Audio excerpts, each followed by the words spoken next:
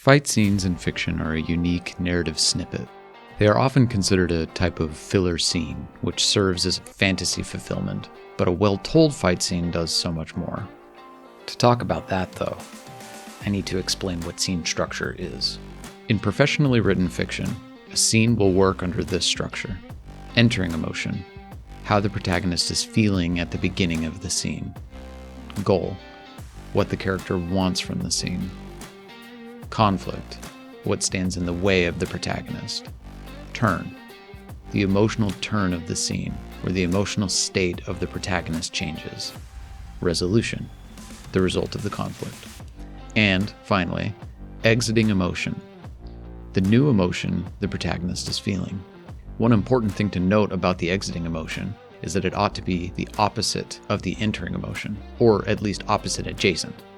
So if the character is entering the scene happy, they should leave it sad. If they are entering the scene sad, then they should leave happy. Forlorn, fulfilled. Smug, defeated. You get the idea. All scenes operate on this structure. It's a sort of cheat code into the minds of audiences to get them to feel something when interacting with fiction. As I said before, fight scenes are often considered outside of this structure. Many audiences and writers tend to think that the fight scene is where the narrative structure can take a break for a moment, and flashing lights and fancy violence can take over. This is categorically untrue. In fact, fight scenes are often some of the most important scenes in a well-told story, because they carry so much tension, weight, and have the highest stakes for our characters. Let's take a look at a well-told fight scene. You seem a decent fellow. I hate to kill you. You seem a decent fellow. I hate to die. We can see here that Dread Pirate Roberts is calm, cool, collected, while Inigo Montoya is smug and self-confident. It's important to remember here that a scene and its structure incorporates how every character feels. Every character in a scene needs to go through the structure, the rise and fall and change of emotion. The scene is designed in such a way that each character has a chance to showcase his talents. The charming Spaniard flourishes and strikes with veracity, while Dread Pirate Roberts calmly parries and dodges. They trade advantages, represented by who has the high ground, who's running, who has a sword, and who lands strikes. And then, the turn. I am not left-handed. This simple act cranks up the tension, as it recontextualizes everything we thought about the scene beforehand. They were neck and neck, but what will happen now? You're amazing. I ought to be after 20 years. Oh, there's something I ought to tell you. Tell me. I'm not left-handed either.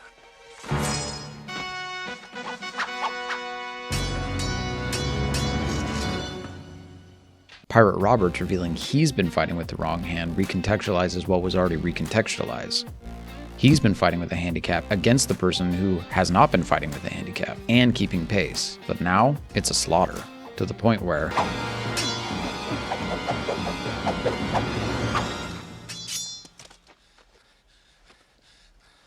Inigo says, Kill me quickly. Inigo, in the span of a few minutes, goes from the most confident man in the world to a whimpering fool, begging for a swift death. If that's not an emotional turn, I don't know what is. The scene is brilliant because it reveals so much about our characters, their emotional states, and who they are. It is meticulously crafted to show the emotional roller coaster they're experiencing without the characters having to say a word about how they're feeling. It's all physical. But why am I telling you all of this? Because Flesh and Blood, in essence, is one fight scene after another. We have a large cast of characters battling over and over again in perpetuity. Games, just like films and books, need to couch their experience in a narrative too. Imagine playing Flesh and Blood with hero cards like Hero 1 using Weapon 4 and Attacks 4, 5, and 6. A game would sound like this. My hero game piece gains 2 resources from utilizing my action card number 7 as resources. I will use these resources to pay the looted cost of an attack action card number 4 in my hand. It will reduce points from hero number 2 by 4. After this action, I can do another action. Horrible, right? There's no attachment, no stakes, emotions, turn, resolution, nothing. A game, stripped of all of its dressing, is simple arithmetic functions bumping into each other. And I hate math. What's more, Flesh and Blood is a fantasy universe like unto Lord of the Rings or A Song of Ice and Fire, in that the world is not our own, but more so an adjacent world, with recognizable artifacts like swords, humans, buildings, and less recognizable artifacts like angels, monsters, and fire magic. Fights in a fantasy universe have an incredible task at hand. They need to resemble fights in our world, at least in some capacity. When we watch a fantasy fight, we need to be able to recognize what the characters are doing, at least enough that we can picture ourselves within that fight. The incredible powers that many characters have in fantasy worlds could easily get out of hand. Imagine two magical beings who can destroy the enemy by thinking about their death. While, ironically, this is exactly what is happening in a card game. This could, reductively, lead to a fight scene in which two people stare at each other calmly, where all the combat takes place in the subliminal space between them. There's no physicality, no tension, just two people logicking each other until one is gone and the other victorious. While this is likely what would happen between two incredibly powerful magical beings, it's boring. So, then, why is Flesh and Blood a fight scene? The unique thing about Flesh and Blood is not so much its resource system, or the impermanence of the combat chain, or that each card can serve multiple functions, as it is the way in which all of these elements congeal to form an almost perfect fight scene. Game after game, match after match, decision after decision tends to create a rhythm and flow to Flesh and Blood. So, for the purposes of my thesis, I wanted to track the emotional arc of a Flesh and Blood match. Returning to our scene structure map, we have the entering emotion. The entering emotion is one of the easier linkages to make from Flesh and Blood and its narrative lineage, as there are simply so many to point to. The entering emotion could be the emotions on the characters' faces in the hero arts. The dramatic poses and dynamic expressions on the faces of the heroes of Wraith do well to demonstrate the overall feeling of a character going into a fight. Levia is a crazed, enraged half-monster looking to turn her opponents into pulp. Bravo is smug and confident, unafraid of anyone or anything. Katsu is reserved and ponderous, almost sullen in a way, though there is a hint of a smirk. Dorinthia is proud and confident. Reinar is serious, brutish, pun intended, ferocious, carnal. Prism is curious, considering, and radiant. Dash is gleefully smiling in a dynamic shot of danger as she cascades down a building in metrics. Oldhim, staunch, forlorn, grumpy. Icelander, so deep in the background, is reserved, ready, her hand stretched out as if to say, "Stop right there, don't come near me." Kano is a bastard.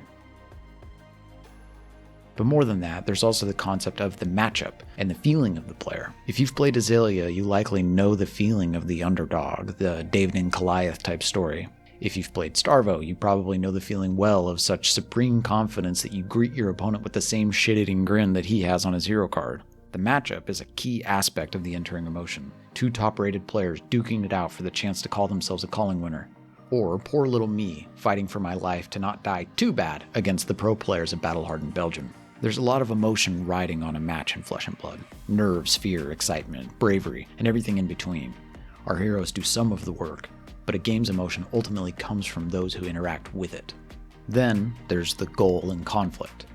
Now, most obviously, the goal is win the match, but there's some subtlety to that. This comes down to the delineations between player expression and joy.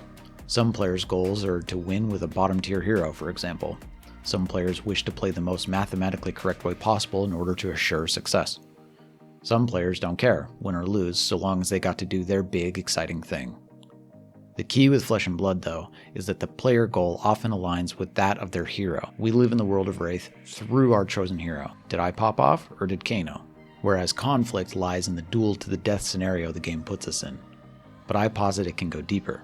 The conflict itself is actually the subliminal space between the two players. What I play versus what they play, and why. I open a chain with Mounting Anger Red, your move. You block with Iron Rock Gloves and a blue block 3. Very little information for me there. I flip an Art of War from Arsenal and banish a Blue Snatch from hand. You play Blizzard. My goal and your goal are constantly bashing into each other, and there's even more. Imagine the classic game state of block 2, play 2, where you block with 2 cards in your hand, then attack with the other 2 cards in your hand, which is Flesh and Blood's version of gridlock, stalemate. What is the goal here? Oftentimes, it's to gain an incremental advantage, where you can arsenal a card, setting up a card advantage turn later. But not pressuring your opponent's life total can also spell disaster, as your attempt to arsenal a card doesn't pull cards out of their hand, so you ought to be confident that you can defend yourself enough to make use of that arsenal. This is the high ground, low ground scenario we saw earlier in The Princess Bride, leveraging the arena around you to win the fight. Dread Pirate Roberts doesn't charge headlong, swinging with his correct hand maniacally until Inigo Montoya is beaten into submission. He's dancing around the arena, deftly scampering from one side to another, giving quarter to take quarter. Inigo Montoya, despite being the protagonist of the scene, is the one whose own confidence gets the better of him. His lack of respect for his opponent blinds him, and in the end, he's the one left whimpering. These are the moments I live for in Flesh and Blood. Sure, it's great to Mage Master Boots at Toma Fyendel and drop a Miragai, Asvalai, and Necrea all in the same turn.